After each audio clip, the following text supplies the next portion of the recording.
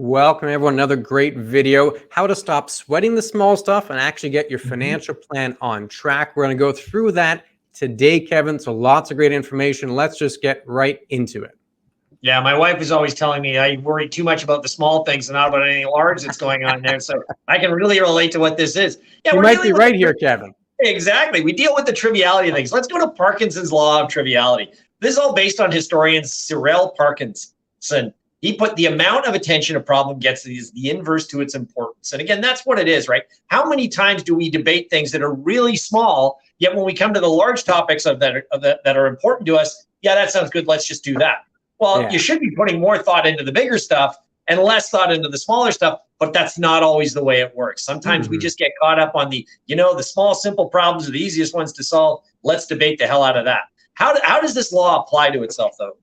Yeah, and we're gonna take example lists. I'm gonna apply it to financial planning into the financial world. This is done by C. Northcott Parkinson, a couple of years old, a few decades old, but certainly still applicable. He had an example, and the reason I mentioned a few decades old is you look at the numbers in this example, you think, well, that would not apply in this year, but a few decades past, these numbers are probably more relevant, but that's not the key takeaway here. The key takeaway, Parkinson, he had a fictional committee. In this fictional committee, it's a little extreme example, but it kind of sets the tone for what he's trying to describe here with his law of triviality. They had three things they had to approve: a $10 million nuclear reactor, a $400 employee bike shed, and then $20 for employee refreshments.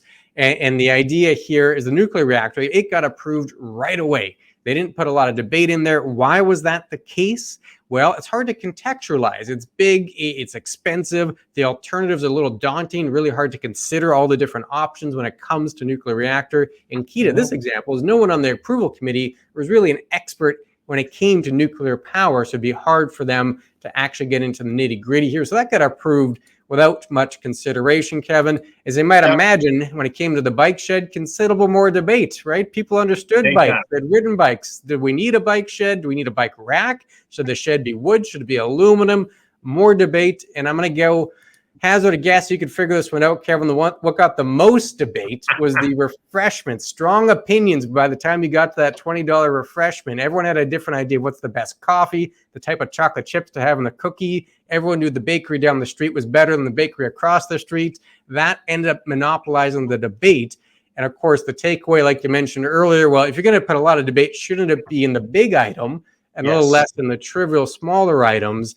This is an extreme example, but it kind of sinks home the point, and we're going to apply some of this to the financial world. So if we ask the question, what are the big nuclear reactor type questions when it comes to financial planning, the ones you really need to spend some time on? I think it'd be the ones on this slide. Yeah, I mean, that's the biggest factor. I mean, primary decisions, everybody wants to sort of put them off. When do I want to do this? Do I really want to attack the big stuff first? No, let's go to the smaller, simpler stuff. Those are the easier questions to handle. That's why we spend so much time on them. But reality is that you have to spend more time on the bigger ones, especially when it comes to your financial well-being. I mean, how much should I save for retirement? That's a huge factor. When are you going to retire? Do you have that date picked out already? You may know when you want, but can you? How much will you spend when you get to retirement? Is there enough money that's put away? Am I going to be there for 20 years, 30 years? What's my plan? How am I going to deal with my spending in retirement? Also, if I have a defined benefit plan, do I use it as it is, or do I pull it? Is it indexed? What are all these things? These are all topics you need to know before you really can decide, can I retire? If you don't know the answers to these, then theoretically what you could do is you could retire too early and run out of money, or you may not be able to retire at all because I'm going to have to work because I didn't plan for any of this stuff. Primary decisions that must be made. Now, again, in the financial industry, there are secondary ones. They're not what I'd consider less important, but they're not as important as this would be. A good way to contextualize it or frame it is, I think, if someone's retiring and they got a vision in their mind, I'm going to retire at 62, whether or not they can actually do that will be dependent on the answers on this slide, right? These are the types of questions, or the answers to these questions, the ones that can make or break a retirement, can make a plan completely on track, or if you answer differently, could completely derail the retirement. These are the big ones, the ones that will certainly have a significant impact on the overall retirement. And I understand some of these are hard to contextualize, right? They can get into nitty-gritty details, like how much should I save for retirement? Well, there's going to be 6 follow-up questions to that. And then you're going to have to do a forecast, and it's going to be part of an overall plan. And some of that might change. So it's harder to sink your teeth into these because they can get a little overwhelming. There can be so much nitty-gritty and nuance that follows afterwards. I can understand why some folks might shy away from these questions because they're a little harder to contextualize, and you might need a little more planning or a little more detail in order to get to an actual answer. But these are the ones that usually sway the financial plan. And like you mentioned, the secondary decisions, which we'll get to in just a second, are a little, not that they're less important, they're just lower down on the priority list. Exactly. But if you have questions about your retirement plan, which decisions you're going to make first, which ones are going to get made second, where should folks go, Kevin? They should go to chatwithclintonandkevin.com and visit us there. Ask us questions on this or any of the other topics that we've ever done. We'll get back to you as quickly as we possibly can with the answers. And we have a whole team working on this for you so that we can get the appropriate answer to you when it's needed. But again, after that, we've done the primary decisions. We now have to start to take a look at what are some of the secondary decisions. These are the ones that tend to have people spending more time on. When should I take my CPP? I don't know how many times we get that question. 61, 62, should I take it at 65? Should I delay my OAS? Do I have to worry about the clawback? Oh no, when am I going to draw down my RRSPs? All questions that people can handle because it's basically one topic there. CPP, you're dealing with just the CPP. OAS, same thing. It's a lot easier to contextualize. It's a lot easier to deal with that one problem and figure it out. But again, is doing your OAS at 65 as opposed to 66 going to have the biggest impact on everything we just discussed in the previous slide?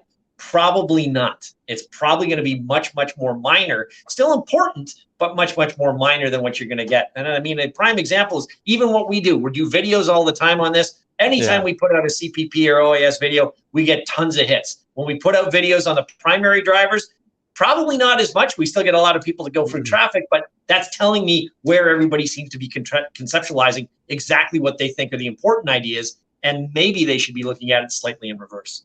Yeah, and again, I completely understand why. And again, it's not like these are unimportant. They simply might be lower on the priority list. Again, that first slide is really what I would view as the make or break items, right? They can determine when you retire. They can determine whether or not the retirement plan is fully feasible. If you take CPP at 62 versus 63, that should not derail your retirement. If it does, your plan is on shaky ground.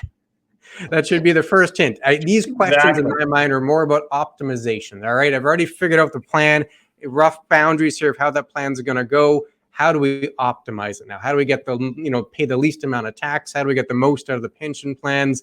Optimization type questions, because the big guardrails of the plan have already been set. Those are set by the decisions on that first slide. And again, these are easier to contextualize. So I understand why people might debate them a little more fiercely, put some more time into them, because it's kind of one topic, like you mentioned. You can kind of sink your teeth into this, and there's not going to be as much of the nitty-gritty follow-up as those questions on the first page. So it is a little easier to contextualize and to go through. But if we're going to apply that Parkinson law, we should probably spend a little more time on that first slide, a little less on that second slide, because the first ones are really going to determine the overall impact, have a greater impact on the overall outcome of a retirement plan. These ones are important, but less of an overall impact on that retirement plan. So all things to keep in mind. Kevin, any parting words for the folks? No, as always, this is all part of your big financial plan. That's what we always recommend. And going through it, we will deal with the big items first before we start dealing with the ones that we consider secondary. That way it can help you in your overall conclusion as to how to optimize your retirement going forward. So I think we've covered most of that. We do have a video that's sort of interesting to look at, 3.5 as opposed to 3, correct, Clint? Oh, and it's probably floating over your face right now. 3.5 problems you must solve to have a stress-free retirement. You can click on that video, and we'll see you there. Take care, everybody.